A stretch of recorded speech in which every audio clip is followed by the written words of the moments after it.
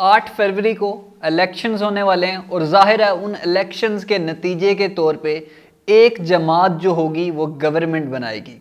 जैसे ही जो भी पार्टी गवर्नमेंट में आएगी, जैसे इसके ऊपर हमारी पहले भी बहुत सारी वीडियोस मौजूद हैं कि उसको जो मेजर सिग्निफिकेंट चैलेंज होगा वो उसकी इकोनॉमिक स्टेबलाइजेशन होगी रियासत की, कि आपने दोबारा से आईएमएफ के साथ सिक्योर कैसे करनी है एक अगली डील, क्योंकि जो पिछली डील है वो बहुत जल्द ख़त्म होने वाली है। तो इकोनॉमिक स्टेबलाइजेशन तो जाहिर है एक बहुत बड़ा आपके लिए चैलेंज रहेगा, लेकिन कुछ एक्सटर्नल चैलेंजेस भी होंगे। एक्सटर्नल चैलेंजेस के ऊपर भी हमने एक वीडियो बनाई जिसमें हमने ये बताया कि पाकिस्तान की जो नई गवर्नमेंट आएगी उसको इस रीजन में किस तरह के चैलेंजेस का सामना करना पड़ेगा। लेकिन आज मैं बात करने वाला हूँ चेंजिंग वर्ल्ड ऑर्डर की। As you know that the world order is changing because of the significant geopolitical shifts like Russia-Ukraine war, shifts like changing energy order, shifts like Middle Eastern war. So हम ये देखने की कोशिश करेंगे कि पाकिस्तान इन सारे conflicts में, इस सारे वर्ल्ड ऑर्डर में, जहाँ पे जो यूएसए की हेजिमनी है, जो यूएसए का यूनिपोलर जो मूवमेंट थी उसकी डिमाइज हो रही है और दूसरी तरफ राइज हो रहा है चाइना का, तो इस नए वर्ल्ड ऑर्डर में बेसिकली पाकिस्तान कहाँ पे स्टैंड कर रहा है। सो मेजर चैलेंज जो रहेगा पाकिस्तान की गवर्नमेंट को, उस जमात को जो कि पावर में आएगी, वो तो बैलेंसिंग डायलेमा होगा मेरे ख्याल से। बैलेंसिंग डायलेमा किस तरीके से? Because you have to balance your ties between USA and China. On one side there is a China जहां से आप अपने इकोनॉमिक इंपैरेटिव्स हासिल करते हो, while on the other hand there is super power USA. और यूएसए के बारे में अगर मैं बात करूं तो वहां से आपकी स्ट्रेटेजिक नीड्स पूरी होती हैं।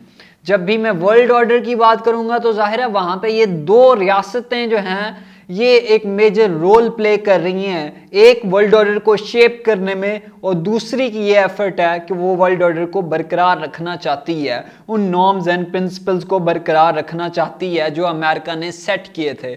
While on the other hand China जो है उन सारे नॉर्म्स एंड प्रिंसिपल्स को, ग्लोबलाइजेशन को, उसके अलावा ह्यूमन राइट्स को, उनके इंटरनेशनल इंस्टीट्यूशंस को which were founded by America after the World War two, उनको चैलेंज कर रहा है और अल्टरनेटिव इंस्टीट्यूशंस ऑफर कर रहा है, अपना गवर्नेंस मॉडल सक्सेसफुल दिखा रहा है लोगों को और अट्रैक्ट करने की कोशिश कर रहा है नेशंस को with the help of economic diplomacy. So Pakistan के लिए जो चैलेंज रहेगा, पहले तो अमेरिका के साथ अगर मैं टाइज की बात करूं तो वो किस तरीके से हमारे उनके साथ रिलेशंस रहे हैं। पाकिस्तान के अमेरिका के साथ जो टाइज हैं they are more transactional in nature. किस तरीके से कि जब भी कोई यहाँ पे रीजन में वॉर चल रही होती है, यहाँ पे कोई जियोपॉलिटिकल टेंशन चल रही होती है, तब अमेरिका पाकिस्तान को अपने साथ इंगेज करने की कोशिश करता है। हमारी जब भी इंगेजमेंट उनके साथ होती है it is primarily based on strategic interest.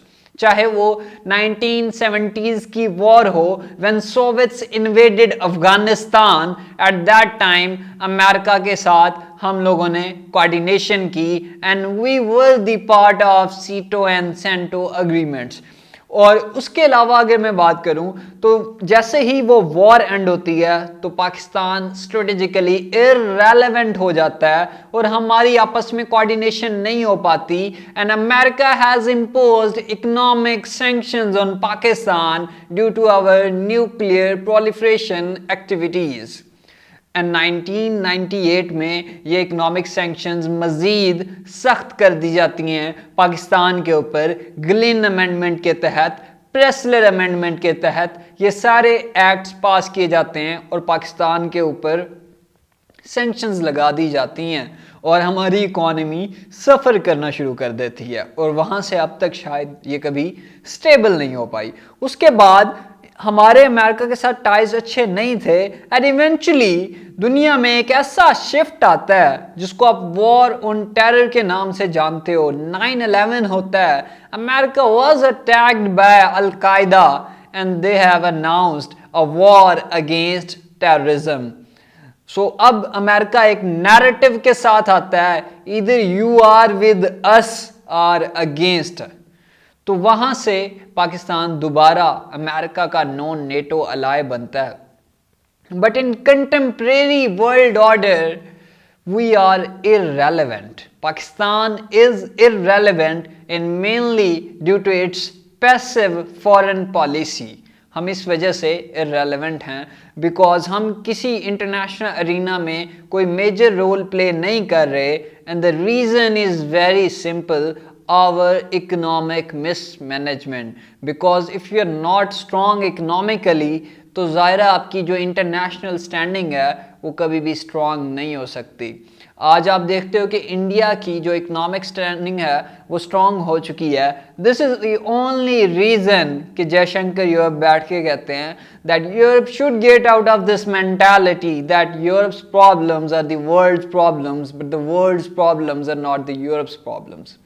सो ये बातें आप तब ही कर सकते हो, आप तब ही besides of economic sanctions on Russia से एनर्जी नीड्स अपनी पूरी करने के लिए एनर्जी ले सकते हो जब आप इकोनॉमिकली पावरफुल हों, जब आप स्ट्रेटेजिकली रेलेवेंट हों, जब आप इंटरनेशनल स्टैंडिंग में आपका डिप्लोमेटिक क्लाउड स्ट्रांग हो, तभी आप इस तरह की बातें कर सकते हैं।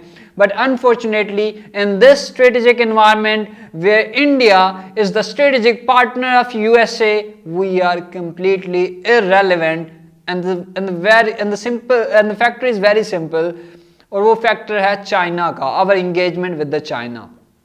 So एक चैलेंज नई गवर्नमेंट को ये रहेगा कि हमने दोबारा से अमेरिका को अपने कैंप में लेकर किस तरीके से आना है, अमेरिका को किस तरीके से इस बात की यकीन दहानी करानी है कि हम उनके साथ किस तरीके से कोऑर्डिनेट कर सकते हैं।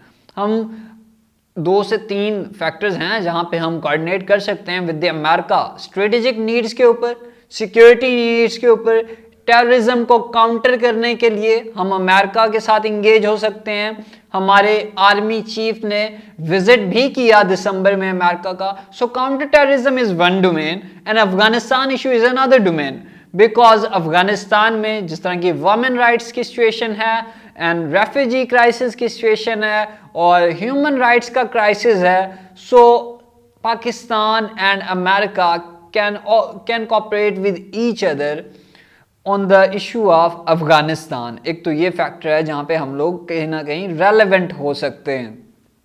दूसरा, हमारी इकोनॉमिक पार्टनरशिप अमेरिका के साथ हमेशा कम रही है। So there is a direct need that we should enhance our economic ties with America, we should enhance our bilateral trade with America, ताकि हमारे इकोनॉमिक टाइज जो हैं उनके साथ स्ट्रॉन्ग हो सकें। While on the other hand India is very very very relevant. और वो क्यों? क्योंकि उन्होंने चाइना को कंटेन करना है और हम तो जाहिर है कंटेन कर नहीं सकते। सो ये एक चैलेंज रहेगा हमारे लिए कि हमने यूएस के साथ जो नई गवर्नमेंट आएगी वो किस तरीके से ताल्लुकात को बेहतर कर पाएगी। दूसरी तरफ there is China. So China की अगर मैं बात करूं, टाइज अच्छे हैं, CPEC China Pakistan economic corridor की वजह से, आपकी इकोनॉमिक इन्वेस्टमेंट्स की वजह से, सो आपके उसके साथ टाइज तो बेहतर हैं। लेकिन मसला यह है कि पिछले कुछ सालों से चाइना आपको एक कंप्लेन कर रहा है, सीपैक के स्लो होने की कंप्लेन, प्रोजेक्ट्स की एम्बिग्विटीज़ की कंप्लेन और सिक्योरिटी थ्रेट्स की कंप्लेन, जिसके तहत डिफरेंट चाइनीज़ डिफरेंट जो चाइनीज़ यहाँ पे मुलाजिम हैं या फिर जो सीपैक का पार्ट हैं जो लोग, उनकी किलिंग्स हैं, उनके ऊपर चाइनीज़ वर्कर्स के ऊपर जो अटैक्स हैं, ये एक मेजर कंसर्न है चाइना के लिए। तो दोबारा से आपको उन टाइज को भी रीसेट करने की ज़रूरत है। एक जो है ना नैरेटिव रखा जाता है that we are not in any camp because we were in the camp politics during the time of cold war, we were in the camp of America at that time. लेकिन आजकल कहा यह जाता है कि हम जो है ना नहीं हैं किसी कैंप पॉलिटिक्स में। तो उसको किसी हद तक ये बात ठीक है, लेकिन ये बात उस टाइम इस बात की क्रेडिबिलिटी को चैलेंज किया जाता है जब आपका हर प्राइम मिनिस्टर जब वो बनता है, हर नया प्राइम मिनिस्टर आपका विजिट करता है चाइना का, तो वहां पे इस बात के ऊपर, इस क्रेडिबिलिटी के ऊपर जरा चैलेंज आ जाता है। सो आपने बैलेंस करना है, you have to navigate between US China rivalry, और अच्छे टाइज आपने बनाने हैं इन दोनों कंट्रीज के साथ, बिकॉज ज़रूरी हैं। अगर आप नहीं बनाएंगे तो आईएमएफ की डील आपके पास नहीं आएगी, और दूसरी तरफ अगर चाइना के साथ आप ये चीज़ें बेहतर नहीं करेंगे तो फिर ज़ाहिर चाइनीज़ की तरफ से भी इन्वेस्टमेंट शायद बंद होती हुई दिखाई दे। तो ये चैलेंज हमारे लिए रहेगा। रीजनल लेवल पे चैलेंजेस बहुत ज़्यादा हैं, मैं जस्ट उनको सिर्फ पॉइंट आउट कर दूंगा। I will not go into the details because हमने उसके ऊपर पहले ही एक वीडियो बना दी है। रीजनल सिनेरियो में इंडिया आपके लिए दर्द सर रहेगा, कश्मीर इशू हमेशा से इरिटेंट था, रहेगा, लेकिन जो हिंदू नेशनलिज्म है और उसके अलावा जो रिलीजन का इस्तेमाल है पॉलिटिक्स में मोदी का, वो अफेक्ट करेगा, और वो अफेक्ट कर रहा है। राम मंदिर की जो कंस्ट्रक्शन है उसने कोई जो पीस के पर्सपेक्ट थे, मैं ये कहूँगा वो पीस के पर्सपेक्ट बिल्कुल डेड हो चुके हैं। कहा यह जा रहा था कि दोनों साइड्स पे इलेक्शंस होने वाले हैं, तो शायद कोई बैक चैनल डिप्लोमेसी के थ्रू, बैकडोर डिप्लोमेसी के थ्रू बायलैटरल ट्रेड तो एटलीस्ट कंटिन्यू की जाए ना, जो कि आपने स्टॉप की हुई है। इकोनॉमिक इंपैरेटिव्स तो लिए जाए ना, पॉलिटिकल टेंशंस को जो है ना पीछे रख के, लेकिन बैकसीट करके, लेकिन ऐसा दिखाई नहीं दे रहा। और उसमें मोदी का रोल है, उसमें इंडियन गवर्नमेंट का रोल है, उनकी इंडियन गवर्नमेंट का जो स्टांस है वो रोल प्ले कर रहा है कि हमारे उनके साथ टाइज बेहतर नहीं होंगे। दूसरी तरफ रीजन में ईरान है, उसके ऊपर एयर स्ट्राइक का सिलसिला शुरू हुआ, ईरान ने एयर स्ट्राइक की हमारे ऊपर, हमने रिटेलिएटरी मेजर लिया, उसके ऊपर हमारी वीडियो मौजूद है।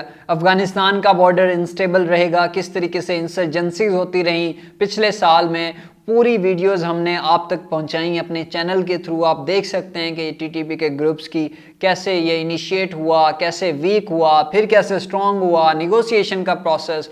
सो ये भी एक चैलेंज हमारे लिए रहेगा। तो नाजरीन, ये थी हमारी आज की वीडियो कि पाकिस्तान कहाँ स्टैंड कर रहा है it's in the changing world order. आपसे मुलाकात होगी अगली वीडियो में, तब तक के लिए अल्लाह हामी व नासिर।